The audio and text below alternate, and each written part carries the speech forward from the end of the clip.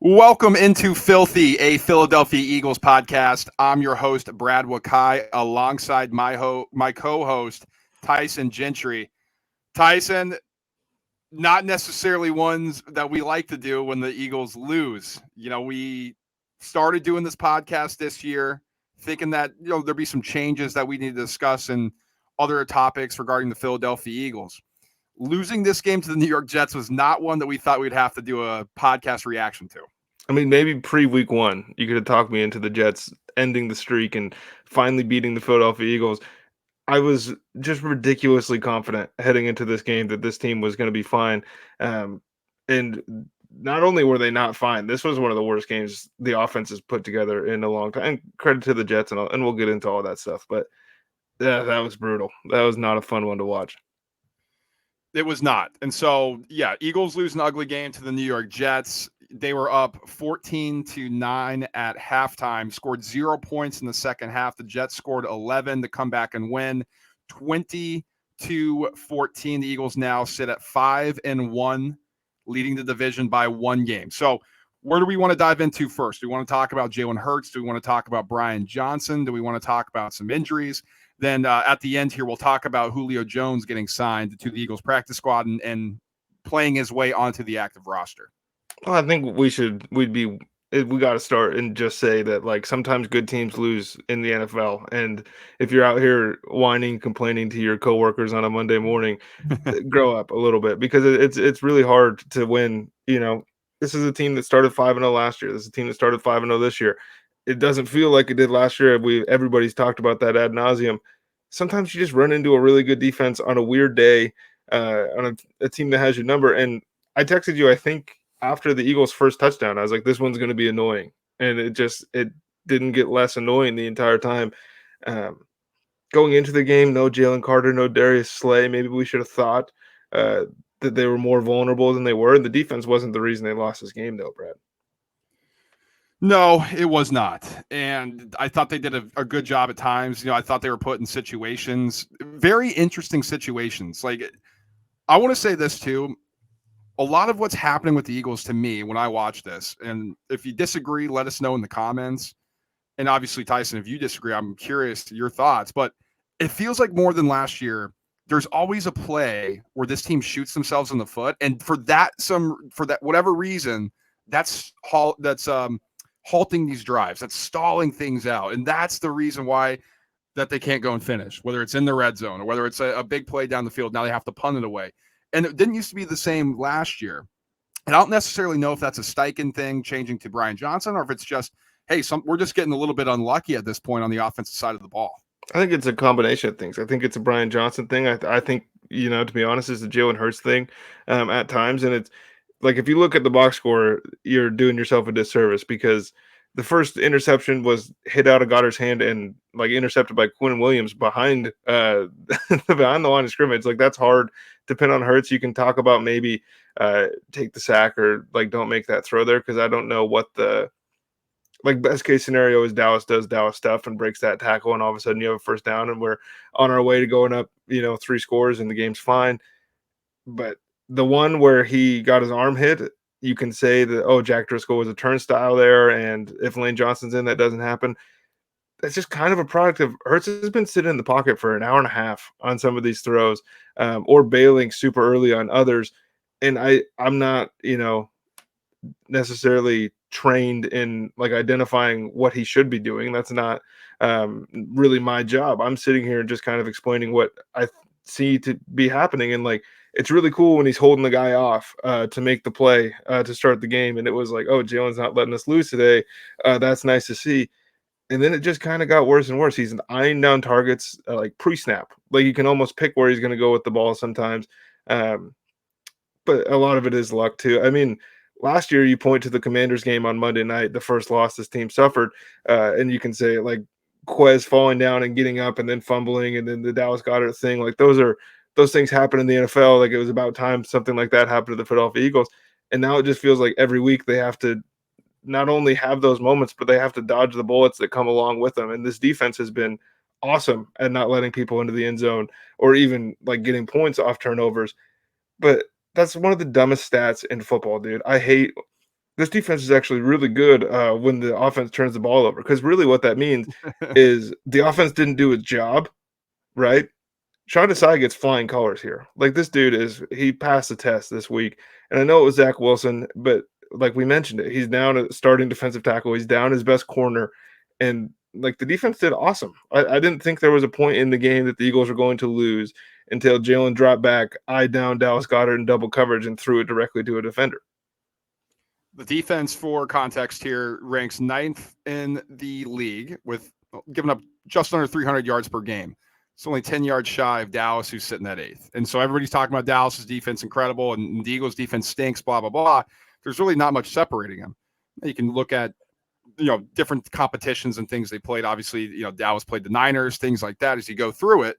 But that's reality. You have to play who's on your schedule, and the Eagles they'll get a tougher schedule going forward.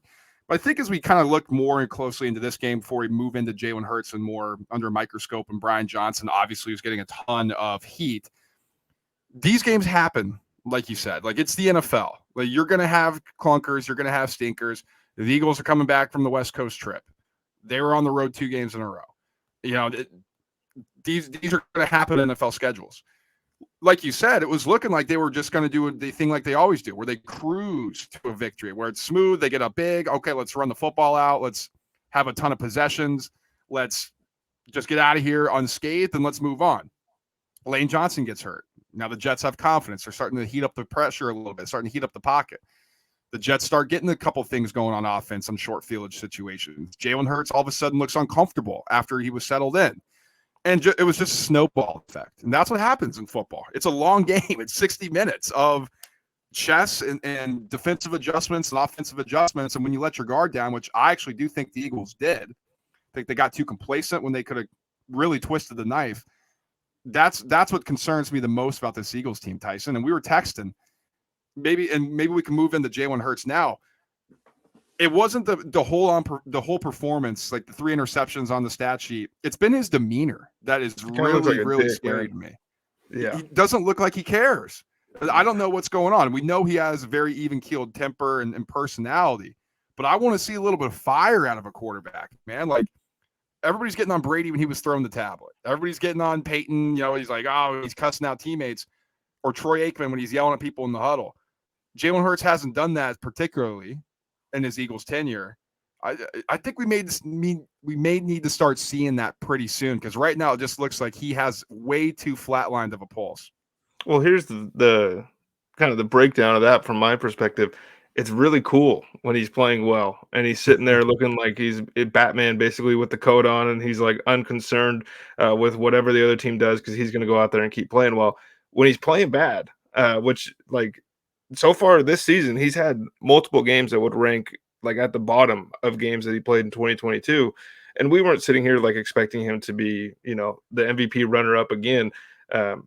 But we always say you got to do it twice for it to like really take hold, and like he's not doing it. It's tough to sit here right now and be like, oh, he's throwing 7 picks. Because if you're watching the games, like that's a DeAndre Swift option route where he just makes the wrong decision and Hurts is made to look a fool. The Dallas Goedert interception, arm getting hit, all this stuff. At a certain point, like I know the dude wins football games, and I'm confident that he's going to go out there and win at the end of the football game. But this was mistake after mistake after mistake this week, and they were like the same thing on repeat. There was no I just made that mistake. I'm not going to eye down this guy, or I'm going to try to move the linebacker and make the throw behind in a different window. It was just like grip it and rip it, man. Which it's fun when it's Jimmy Garoppolo, and it's awesome. But we're not expecting Jimmy Garoppolo's offense to put up 35 points, and this offense is looking stagnant. And just run the freaking ball, like make his life a little easier. If I'm Brian Johnson. So Jalen Hurts, I think everybody's like, Hurts sucks. Like that's what you're hearing now. Like, oh, he sucks. So it doesn't look good. 7 touchdowns, 7 interceptions. Like that's never pretty. I think 3 of those aren't on him. This Goddard one, like you said, the choice option was Swift, so you take away 2, and then I think there are a couple more in here that I can't directly. And you can't get mad at like the one where he throws to Smith against the Buccaneers at the pylon. Like that's a good football play. That was a good play. The back shoulder one, to AJ Brown, where they're miscommunication. Like Yeah, these are situations where you rather him back, and those are killers. Like those were drive killers, and those are points killers, and those are frustrating. And you can't have that in these big games moving forward. But again, we're 6 games into this thing. Jalen Hurts ranks 8th in the NFL in most passing yards, 1,542, 7.2 yards per completion, 257 passing yards per game.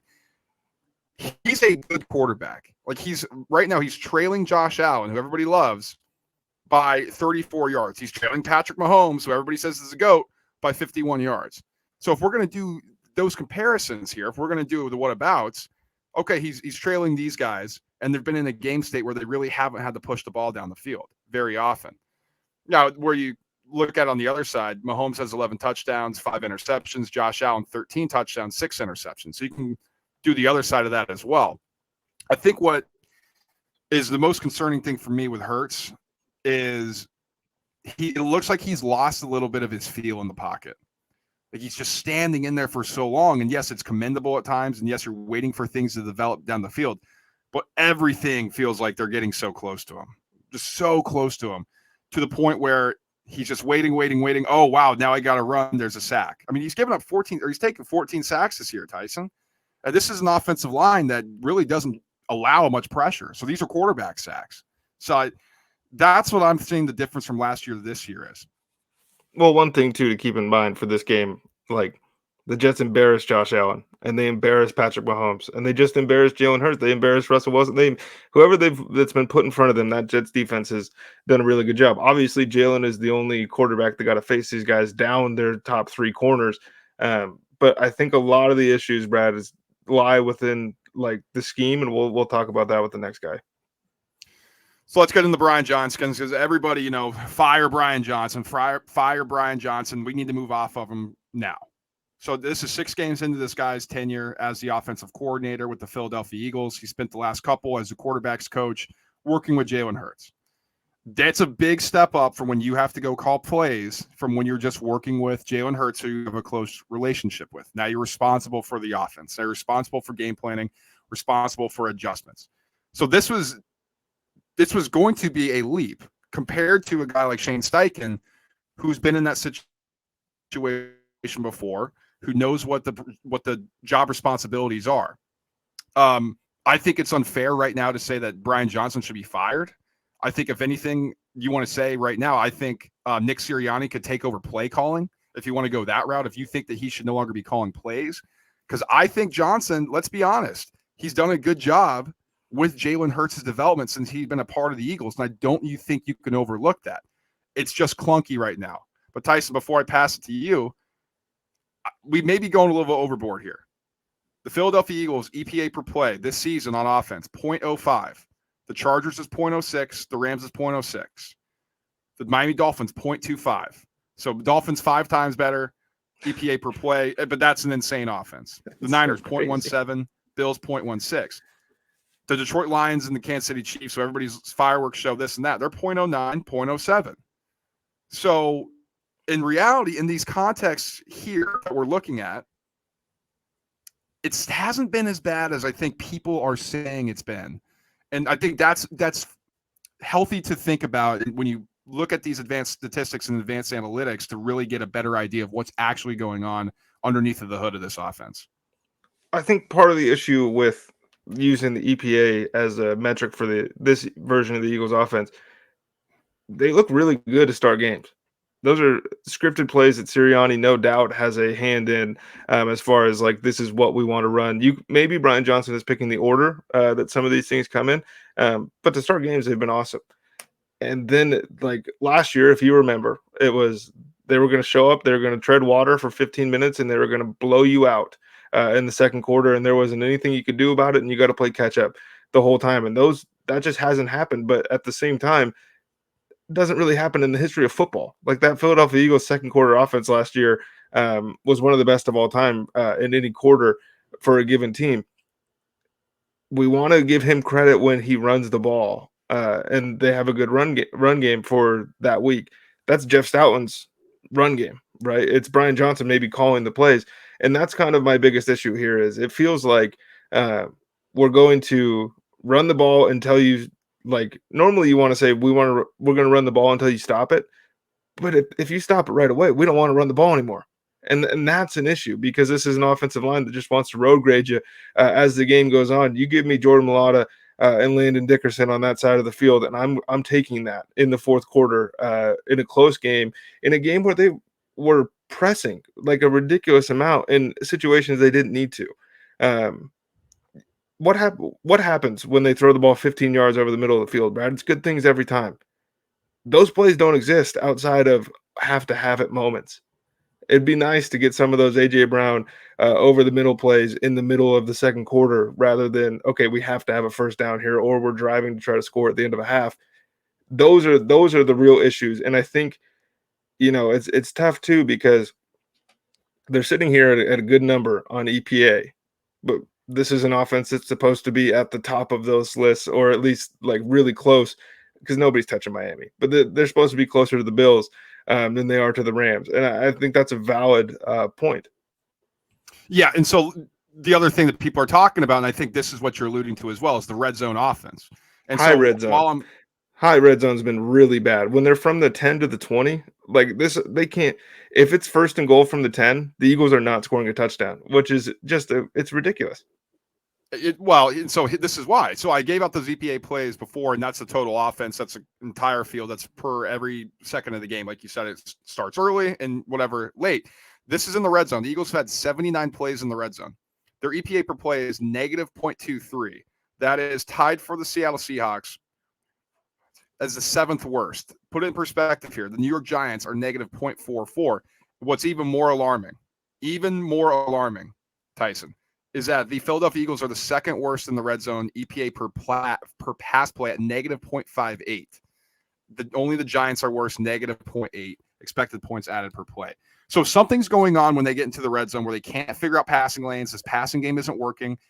Jalen Hurts isn't on the same page as the receivers, the coordinator, not figuring out ways to get these receivers open or at least scheme something in there so that he can figure something out.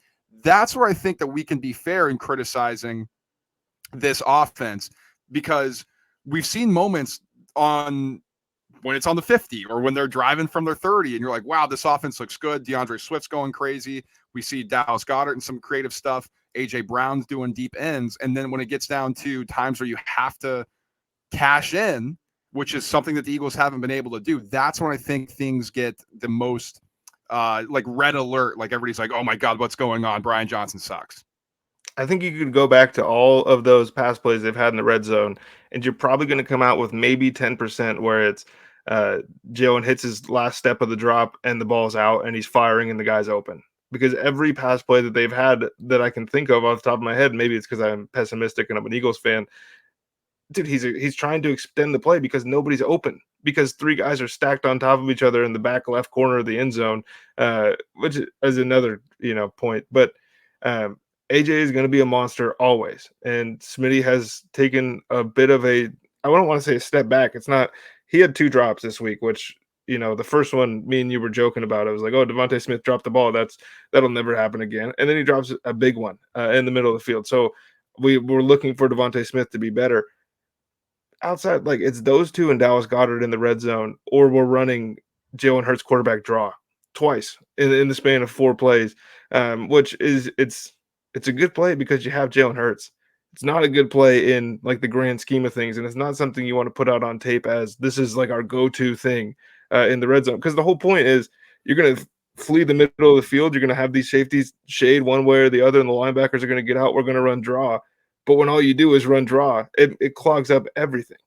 Well, it's also not a good play when he's not going to be running hard. Dude, that's the Yeah. other thing too. If when he's running cautiously and he's looking around, you're not going to score that way, man. And so I maybe when it gets to the postseason or gets into these bigger games when you need to have it, he's going to be more aggressive. I'm sure when he's going to put his body on the line more. And I think we need to understand too as fans that these guys know what their bodies can take. These guys have a game plan with the health and training staff. Listen, we got 17 of these things. We got 17 weeks. We got 16 of these games. No, 17 games, 18 of these weeks. It's a long season. If you're the Eagles, you want to be playing in 21. You want to be playing in 20 of them. So would you rather have Jalen Hurts take it easy in a couple of these games that in the grand scheme of things don't matter in week 5? and have him there for when it's the NFC Championship game against Fred Warner, or when he has to go out and get around the edge when Micah Parsons is running down. I'd take the latter. So that, I think we have to keep that in mind as well. And to put a bow on this thing too, just on the offense. So Tyson, we talked about they need to be towards the top, right? This is an offense that should be towards the top here. When they're outside of the red zone, they're fifth in the NFL in expected points Right. added with 0.1. They're ahead of the Kansas City Chiefs, ahead of the Chargers, ahead of the Rams. Just behind the Bills at 0.12. So that puts things in perspective. All right, where else do you want to go? I mean, we got the Lane Johnson injury. That sucks. I mean, that's You know, he's gonna be fine because he's one of the toughest human beings that's like ever walked the earth. I don't understand what Lane Johnson is made out of, dude. But when he went down, that was one of the most awkward. Like as soon as it happened, it was like, oh no, this is because if you're listening to this podcast, you're an Eagles fan, so you understand kind of the gravity. Whereas maybe in the national media, it's kind of like, oh man, Lane Johnson's out. He's a good player. That's going to be tough to deal with. The Eagles don't win when Lane Johnson doesn't play, and that's just like that's doesn't matter who's the head coach, who's the quarterback. That's been true for most of his career. The other part of that, dude, is like this defense is slowly getting more and more banged up, and it's making me um, a little hesitant on what the true ceiling of this team is. I still think this team is a team that can win the Super Bowl. Before the season, I thought like this is a team that's going to be playing in the Super Bowl, and now, the doubts start creeping in about San Francisco is really good. The Lions are really good, and this now feels like a team that can get caught by somebody on a bad week. Where in 2022 and through the first 5 weeks of 2023, it was like no matter how bad they play, as long as they play their game, they're going to put an 8-minute drive together at the end of the fourth quarter that's going to crush your soul and win the game. And when the opportunity presented itself this week, they didn't do it. They didn't run the ball the way we expect. They didn't do it. It's the NFL, dude. They're 5-1. They got a division lead already through 6 games. It would have been nice to keep that thing at 2. It's just not the reality of the way things work, man. And if you really thought, this team is going to be the 1 seed, I might have agreed with you preseason. It's really hard to be the 1 seed 2 years in a row in a conference, especially one where everybody's trying to get you. So in the grand scheme of things, losing to a team out of conference, who cares? Like it's gonna suck if it comes down to the coin flip with the 49ers for the number 1 seed. And then we can point back at this, but they lost too. So I'm not writing this team off because of one bad game in 2 years. to your point, with Lane Johnson since 2016, the Eagles are 66-30 and a tie. Without him, they're 10-22. So they're not sure if he's going to be back for the Sunday night game against the Dolphins. Now, apparently, he's been diagnosed with a high ankle sprain. He's Normally such a that's freak. that's a He's a 4 week freak. 4 week deal. So we'll see on that front. But anything else you want to get into before we jump to Julio? I think we got to jump to Julio, man. We got to get to you're chomping at the bit. I'm pumped, dude. So Julio Jones. So we're going to take this thing from a couple different angles here. Eagles sign Julio Jones, like we mentioned at the top, to the practice squad with the idea that he's going to work his way into the active roster, becoming the slot guy, becoming the third option here, which is clearly a need and something that we pointed out in our preseason podcast that we were looking at this wide receiving unit and something we did for our midseason or our core season report card. It's great with Devontae. It's great with AJ Brown, who's the third guy. So you add in Julio Jones. Now, this isn't Julio Jones prime in the Atlanta Falcons. Like he's on a couple different iterations here. But I'll say this and I'll pass it to you. I'm happy that we finally get to see Julio Jones in the Eagles uniform. Like it's just awesome. 2, I actually think this is going to help out the Eagles in a strange way. I think they're going to have a more of a cross the middle threat, more of a red zone threat, and I think this is going to help them out. Strangely enough, I think Julio Jones is going to catch like 15 passes this season. Going forward, I'm not expecting like Julio's going to come in here and he's going to have like a 5 for 60 week to start his Eagles career. Brad, the most important part of this to me is wide receiver 3 was a need. Absolutely, it was a need, and I think the Quez Watkins experiment, so to speak, might be nearing its end. Which he outlasted John Hightower, and that was awesome. But I don't know many Eagles fans that are like holding out hope that Quez is going to be a legit thing in this offense, Brad, it's Julio Jones, right? Like we're worried about the number one concern we had before the season. Like all these guys seem like they get along. It's a lot of big personalities. If you go out and you bring in a different wide receiver three, like pick a name out of a hat, things could get a little testy, a little interesting because they're all going to want the ball. If you draft Jalen Hyatt in the fourth round or Cedric Till or like whoever it was, like that guy's going to want the ball. Julio Jones is coming in here. AJ Brown's going to respect him. Devontae Smith's an Alabama guy. Like he's going to respect him. Um, and the other part, this isn't something I've heard people talk about. Granted, it just happened today, so maybe there are people putting it out there. I haven't checked anything out yet. If Olamide Zaccheaus and Quez Watkins were to miss time, then you're looking at Britton Covey as your third wide receiver. And Julio Jones could be 45 years old. And we love Britton Covey returning the ball on punts now. I don't want that guy as the wideout three because Julio's coming in here as the fifth pass catching option. Like, let's be real. It's going to be AJ, it's going to be Devontae, it's going to be Dallas, and then it's going to be DeAndre Swift out of the backfield before Hurts is really even looking to Julio. And lastly, and maybe most important, Jalen Hurts will throw the ball to Julio Jones. Jalen Hurts doesn't want to throw the ball to Quez Watkins. Jalen Hurts doesn't want to throw the ball to Olamide Zaccheaus, even when they're open. Like, and you can say, "Oh, that's not true," or whatever. Watch the games because he'll eat things when these guys are running around wide open because he's not even thinking, "I'm going to give Quez a shot" or "I'm going to give Zaccheaus a shot here." Jalen wants to push the ball down the field and go deep, and if it's Julio Jones on the receiving end of those, I think he's a lot more likely to let go of the ball than tuck it and look for 3 or 4 yards. What number do you think he's going to wear? Oh, I don't know. That's a good question. I don't know. What do you think? I don't know because AJ's wearing 11, maybe number 1. He can't wear Or 6. no, He can't wear yeah, 11. Jalen's He wearing. can't wear. I don't know. It's got to be a good one though, because if I have to see Julio Jones play and like I'm trying to think of a bad wideout number, but um, I don't want any single digits on Julio Jones, man. I want something start with an 8. I want a big body wide receiver. And we were just talking about the red zone. It's not like Julio Jones is going to come in and fix your red zone issues, but it's a lot more threatening to have 6'4" Julio Jones, who everybody in the NFL like reveres, than it is to have Olamide Zaccheaus like punching out to the short side of the field for a screen. Like that's not even a threat. Most of these guys aren't even paying attention to. Oh, we missed this when we were talking about Jalen. He just doesn't take the first read sometimes at the goal line too, and that makes that harder because he doesn't want the free 4 yards to get into the brotherly shove, right? He wants the whole thing, and if you're going to be a fan of Jalen Hurts, sometimes you got to be okay with the fact that he wants the whole thing. 7-time Pro Bowler Julio Jones joining the Philadelphia Eagles. Give me a How good does prediction. that sound? How many catches, how many touchdowns do you think he has this year?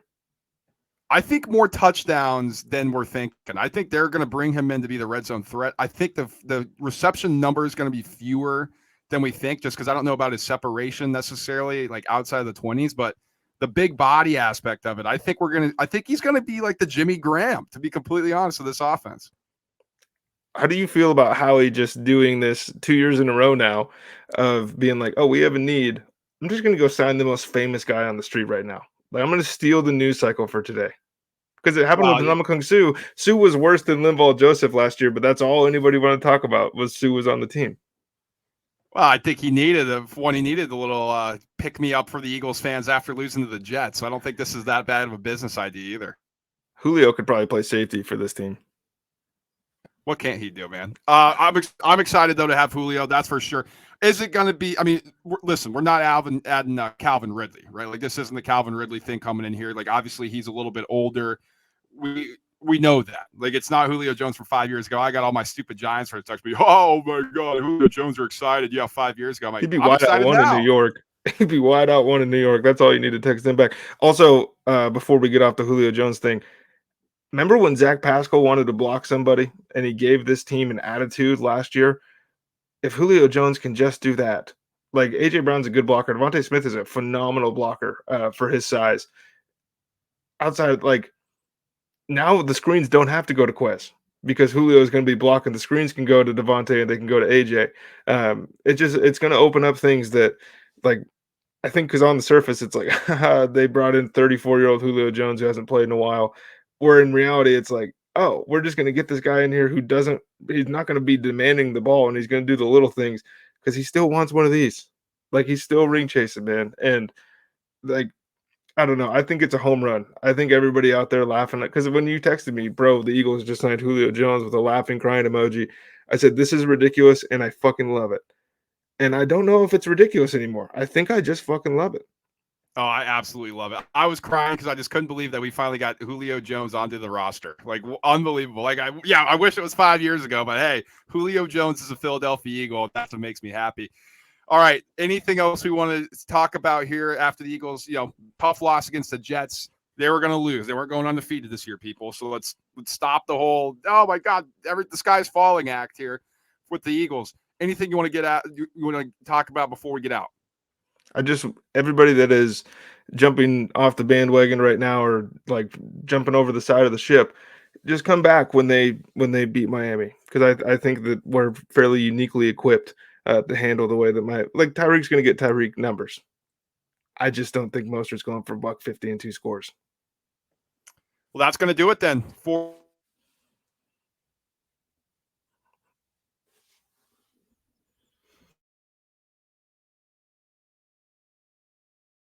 down what happened against the New York Jets and talk about the Julio Jones signing as well.